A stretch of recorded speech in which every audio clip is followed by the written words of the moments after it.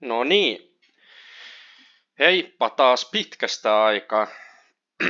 Mä en oikein enää muistakaan, miten mä oon näitä tehnyt tai mitä mä oon aloittanut. Niin. Aloitussanoja siis, niin ajattelin, että mä teen tämmöisen pikaisen videon ja mä käyn itse asiassa kaupan läpi, minkä mä tein tänään. Mutta se syy, miksi mä tein tänään tietyn kaupan, niin se kaipaa pienen alustuksen. Ja nyt me palataan ajassa vähän sen taaksepäin. Noin 2 kuukautta sitten, niin tämmöinen uusi IPO-osake, niin tuli kauhea ilmoitus, että Nvidia omistaa 10% yhtiöstä. Tämä tuli totta kai niin kuin lähes kaikille yllätyksenä. Ja osakehan teki valtavan liikkeen ihan täältä alle 300 taalasta 24 taalaan. Ja jokainen, kenellä on ollut 2 silmää päässä, niin on nähnyt sen, että Nvidia on ollut aika muodikas osake nytten viime ajat. Ja ennen kaikkea vähän aikaisemmin, ennen just on muutama kuukausi sitten.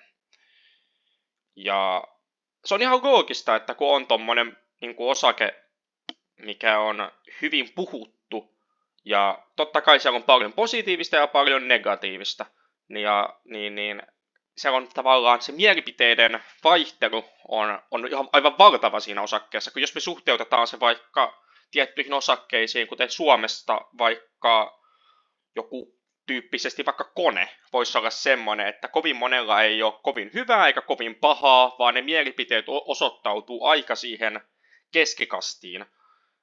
Mutta sitten taas Nvidiassa, niin mä oon kuullut jo joskus, se oli joku 200, tai siis no nyt on ennen sprittimää, mutta siis joskus niin kuin viime vuonna moni puhui jo, että on aivan niin kuin tyhmän kallis ja nyt tää lähtee vaan alaspäin ja mä veikkaan, että kaikki me ollaan nähty sitä niin kuin puhetta. Mutta siis mä oon nähnyt myös puhetta, että Nvidia on maailman laadukkain yhtiö ja siellä on helvetisti kaikkea siistiä uutta tapahtumassa ja tekoälyä ja muuta, mikä antaa sitten taas sitä upsidea valtavasti. Ja sen takia Nvidiassa olikin mielenkiintoinen tilanne, koska se oli niin kahtia jakautunut. Usein tällaiset tilanteet, niin niitä on aika vaikea pelata itsestään sillä niin kuin osakkeella, missä se tilanne on. Eikä tässä mun mielestä kannatakaan, koska Nvidia on vähän tämmönen, niin kuin, vaikka se on valtava, niin ei se ole kovin nopeasti liikkuva osake. Ja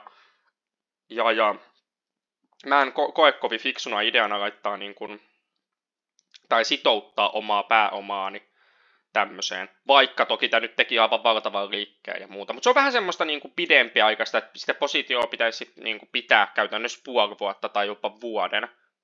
Ja se ei oikein mun tyyliin sovi. Niin. Mutta mä kuitenkin huomasin ja pidin silmät kiinni. No, sit mä näin tämmöisen tilanteen. No, mä huomasin tämän osakkeen saman tien. Mä ostin tätä. Mun mielestä siis alle 5 taakalla mä ostin tätä. Ja mä myin sitten heti toisena päivänä pois, koska no, ajattelin, että osake on yli tuplannut niin kuin 2 päivässä. Eiköhän se ole ihan fiksu myydä pois. Toki nyt jälkeenpäin katsottuna niin oli aika tyhmä moka, olisi pitänyt pitää pidempään, olisi se kiva tänä päivänä myydä, ollut tietenkin, mutta koska sitä ei voi koskaan tietää, niin mun mielestä toi oli tommonen nopea hyvä kauppa ja tässä oli hyvä, että tässä oli iso likviditeetti, niin mä pystyin käytännössä laittaa ihan niin paljon panoksia sisään, kun mä itse vaan halusin. Eli tästä tuli myös tuli helposti vuoden isoin kauppa myös summallisesti. No, tänään tuli uutinen, tai siis ei tänään, vaan anteeksi, 5. päivä, eli viime viikolla tuli uutinen, että Nvidia on niin kuin ostamassa osakkeita tästä yhtiöstä, ja kun ne tekee annin. Ja se totta kai, oletanko mä, että tulee samanlainen pomppu ylöspäin, kun tuossa äskeisessä tapahtui, niin en todellakaan, mutta en mä pidä tuplaamista mahdottomana. Ja niinpä mä laitoin tän heti kiinnostukseen kohteeksi. No, jos mä nyt laitan täältä minuutin vaikka kynttilät, niin me nähdään, että täällä on nyt 5. päivä. Tämä volyymi oli aivan valtava suhteessa, niin kuin, jos se nyt näkee tästä, että jos täällä on niin kuin tavallisia avauksia, ja tässä on uutisen jälkeen avaus, niin se kiinnostus oli aivan valtava. Ja ensimmäinen kauppa, mitä mä tein silloin 5. päivä, tai teknisesti yleensä mä en tee tämmöistä kauppaa. Koska mun mielestä niin teknisesti tämä ei ole täydellinen setappi. Mutta koska mun ajatus oli niin vahva siitä, että tämä nousee noiden niin kuin katalyyttisyistä, niin mä otin vähän ehkä laiskemmin myös kaupan. Ja se kauppa oli niin, että tää selvästi kun tää alkoi konsolidoimaan, eka kynttilä alaspäin, mikä mua vähän yllätti. Mä ajattelin, että mä otais vaan noussut ylöspäin, mä olisin ostanut jonkun tavallaan sen nousun vaikka 5 minuutin huiput ja sitten mä olisin juoksuttanut sitä. Mutta niin ei käynyt, vaan kävi näin, että saako konsolidoimaan. No, tässä kohtaa saako tekee selvän tämmöisen niin kuin tason. Mä mietin hetken aikaa, että mä ostan heti tämän 5 minuutin kynttilän jälkeenkin, mutta mä en sit ennustanut. Ja mä olin aika kiukkunen, kun mä näin, että teki valtavan liikkeen ylöspäin. Mä otin, että voi paska, nyt mä missaan tän. Ja yleensä mä lähden sit chasaamaan. Nyt mä en lähtenyt, vaan mä ajattelin, että mä sit ostan jonkun flagin, mikä sit tekee ehkä myöhemmin täällä. Mut onneksi se tulikin sit takaisin. Ja se piirtäisi tämmösen vähän niin kuin kolmiotyyppisen muodostelman. Niin hinta alkoi tiukkenemaan. Ja sen jälkeen, kun se alkoi lähteä tästä yli, niin mä ostin 4,80 position, pitään sitten stoppia täällä 4,50. Eli mä sain 30 sentillä kokeiltua. No, nämä näyttää nyt tavallaan aika pieniltä liikkeeltä, mutta nämähän oikeasti on aika isoja. Sen jälkeen se osake lähti ylöspäin, ei tullut missään kohtaa mun stoppiin. Mä ajattelin, että koska tämän osakkeen tavallinen päiväliike oli noin 10 pinnaa päivässä, niin mä ajattelin, että koska tällä hetkellä mä koen, että muut setupit eivät siis ole niin, siis jos nyt mä puhun nyt tästä viikosta pelkästään, että mä oon nähnyt paljon hyvien setupien vaan niin kun liikkeet on loppunut. Mä aina katon, että aina osakkeita, mitä mä en edes tee kauppaa, niin mä kuitenkin aina katon, että mitä ne tekee. Ja nyt lähes kaikki niistä on kääntynyt laskuun ja ollut, niin kuin se momentum on loppunut, mikä oli kestänyt sitten niin kuin viimeiset 2 kuukautta. Ja se on selvä signaali mulle siitä, että mun pitää ottaa voittoja nopeammin pois, eikä lähteä juoksuttamaan.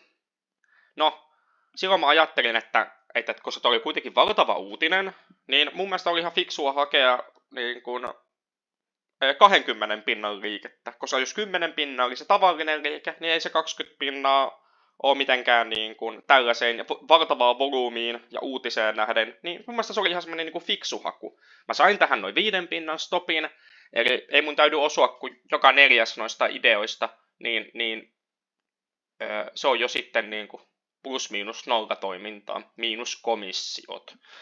Ja mä uskon, että nämä toimii useammin, niin se oli mun mielestä sitten jo plus EV. No, ei mitään, se teki sitten sen 20 pinnan liikkeen ylöspäin. Se oli itse asiassa onnekkaasti, tämä oli päivä huippu, niin mä myin ihan sattumalta siinä kynttilässä. Jos se ei olisi tullut sitä 20 pinnan, niin mä olisin viimeistään sitten täällä päivän viimeisenä kynttilässä kyllä sit myynyt position pois, että olisi sitten silti tullut ihan ok voitto. No, nyt mennään päivä eteenpäin. Tulee 6. päivä. Se alkaa nyt tästä. Tässä on, mä voin laittaa tuohon viivan, niin se on helppo näyttää. Toi oli ensimmäinen päivä. No, ei mitään.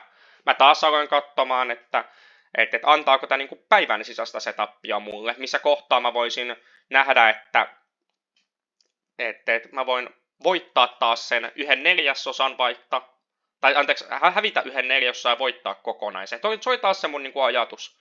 Ja mä sain setupin. Tää oli monta päivää, tai nyt oli monta kynttilää laskenut putkeen. Ja sitten se teki vähän niinku taas näytti nousua. Niin mä ostin taas 4,70. Laitoin stopin tänne pohjan alle. 4,50, ei mulla taas 20 sentin stoppi, ja mä ajattelin, että no, miksi tää ei voisi helposti niin kuin tehdä sitä niin kuin, 10 pinnan, 20 pinnan liikettä niin kuin taas. Ja no, se nyt ei selvästi toiminut, ja mä hävisin siinä. Mä hävisin noin 1/4 voitoista, mitä mä tässä kaupassa voitin. Okei. Sitten tulee päivä 3. Mä oon taas kiinnostunut. Jos mä näytän nopeasti tuntikynttilät, niin tää osakehan oli valtavasti, poistetaanpa toi. Osake oli valtavasti konsolidoinut tässä. Jos me nähdään, niin tää oli se päivän, 6. päivän ensimmäinen kynttilä. Ja se osake teki koko sen päivän aikana sen liikkeensä. Sen jälkeen ei se oikeastaan se osake ei tehnyt mitään, vaan oikeastaan konsolidoi tosi niin kuin nätistikin jopa. Ja mä en olisi muuten tänään tehnyt tällä osakkeella kauppaa, mutta koska tämä niin päiväkynttiläsetappina tämä ei näyttänyt hyvältä, mutta koska tämä tuntikynttilä, tässä oli selvästi tämmöinen niin kuin taso, 4,70. Että jos se lähtee siitä ylöspäin, niin mä voin taas todennäköisesti löytää semmoisen tilanteen, missä mä voin hävitä vähän ja voittaa paljon. Ja semmoinen löytyikin. Ja siitä tulikin nyt semmoinen kauppa, mitä mä ajattelin, että mä ottaisin sen ensimmäisen, niin mitä mä ekana päivänä kuvittelin. Että tulee ensimmäinen 5 minuutin kynttilä, pahva, no lähdetään siitä ylöspäin, mä ostan. Ja hauskasti just 20 minuuttia, tai 20 minuuttia sitten, kun alan tätä videota kuvaamaan, niin myin positioni pois. Ja uskonko mä, että tämä edelleen voi nousta? Fuck yeah. Uskonko mä, että voi laskea? Totta kai. Mutta mä en usko, että tässä on enää niin kuin etua pitää sitä positiota kumpaakaan suuntaan. Nyt mä taas annan katsoa, että tapahtuuko, löytyykö mitään setupia. Tuskin huomenna löytyy, mutta ehkä vaikka viikon päästä, miten tämä osakeliikenne liikkuukaan. Niin mä voin taas saada tällaisia tilanteita. Ja tämä on niin kuin yksi tapa, miten voi myös tehdä kauppaa. Tämä ei välttämättä ole niin teknisesti kaunista, mutta tässä on selvä syy, eli joku niin kuin katalyytti, mikä on selvästikin aikaisemmin toiminut, mitä mä näytin sen edellisen osakkeen kanssa, niin mun on syytä olettaa, että tässäkin tapahtuu samantyyppistä vahvaa liikettä. Tämä on myös osakkeena oikeanlainen, valtavia liikkeitä tehnyt. Mä oon täällä joskus aikaisemminkin näköjään tehnyt jotain.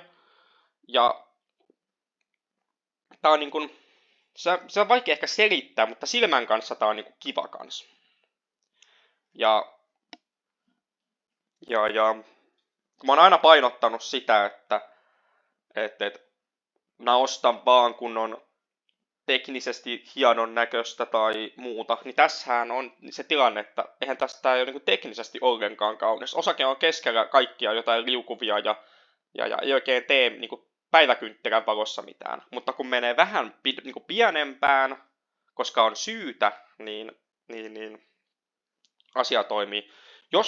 Jos näitä tämmöistä niin kuin, teknistä analyysiä, mitä mä nyt näytin, tulee käyttämään satunnaisessa osakkeessa satunnaiseen aikaan, niin mä voin luvata, että silloin myös tulee saamaan satunnaisia tuloksia. Mutta jos se vaatii, jos näkee niin kuin näin vahvan katalyyttisen uutisen, niin mun mielestä se on ihan fiksua laittaa vähän panoksia kehiin ja kokeilla. No, nyt tuli taas höpötelty jonkun aikaa, näytetty yksi etappi. Ja katsotaan, jos mä saan taas vähän hintoa ja niin palauttuu näihin asioihin. Ei mitään, hei, kiitos kun katsoit, moikka!